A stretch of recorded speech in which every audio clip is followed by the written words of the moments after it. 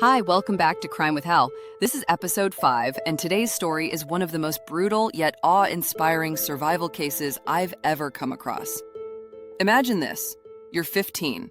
You run away from home, trying to escape a broken family. You accept a ride from a man who seems safe enough, and just hours later, you wake up in a canyon with your arms cut off, left for dead. And yet, you walk. You survive. And you make him pay. This is the story of Mary Vincent. It's September 1978. Mary Vincent is just 15 years old, living in Las Vegas. Her home life isn't great. Her parents are going through a messy divorce, and she just wants to get away. Like so many teens at that age, she feels misunderstood, lost, and she makes the decision to run away to California. And here's where things already take a dangerous turn. Mary starts hitchhiking. This was normal back then. People forget how common it was in the 70s. Hitchhiking wasn't just tolerated, it was practically a rite of passage for kids trying to figure themselves out. But of course, danger was everywhere. She gets picked up by a man named Lawrence Singleton. He's 51, driving a blue van, and says he's only going part of the way. She's tired, she's desperate, she needs a ride. She gets in. At first, the ride is okay. Singleton seems friendly enough.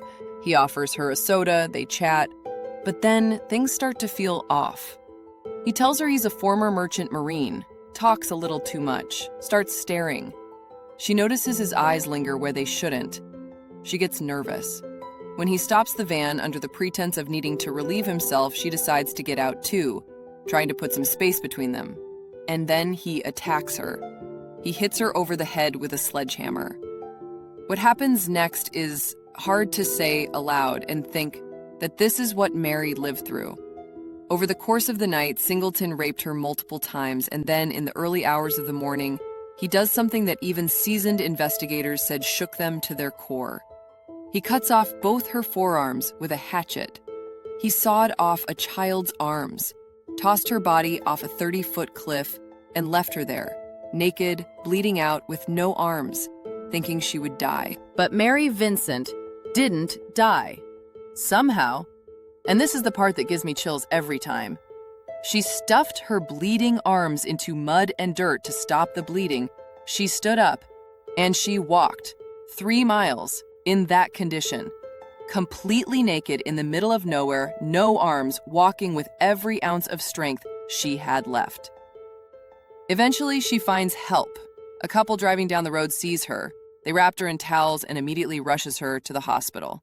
She tells the police everything, describes her attacker in shocking detail. Singleton is arrested and charged. Thanks to Mary's testimony, Singleton is convicted. But here's the kicker. He gets 14 years. That's it. 14 years for rape, mutilation, and attempted murder of a child. Why? Because at that time, California law had a max sentence for those crimes, no matter how horrific. And get this, he served 8 years and was released early for good behavior. 8 years. And Mary? She was terrified. She knew he'd come after her one day. She even lived in hiding for a while. Singleton moved around, and no one wanted him in their city. Protesters would gather wherever he went. At one point, he had to live in a trailer on prison grounds because no one would accept him. But her fear was valid, because years later, he killed again. In 1997, nearly 2 decades after attacking Mary, Singleton murdered a 31-year-old woman named Roxanne Hayes in Florida. This time, there were no second chances. He was sentenced to death, but died of cancer in 2001 before the state could execute him. Mary, in a way, outlived her monster. Today, Mary Vincent is a mother, an artist, and a powerful advocate for victims' rights. She designed her own prosthetics. She took her pain and turned it into purpose. She even helped push laws that would prevent criminals like Singleton from walking free again. Her courage in the courtroom, her raw honesty, and her will to live, it changed laws. It inspired millions. And it showed that even in the face of unspeakable evil, survival is possible. I still think about that walk, 3 miles, no arms, barefoot, bleeding.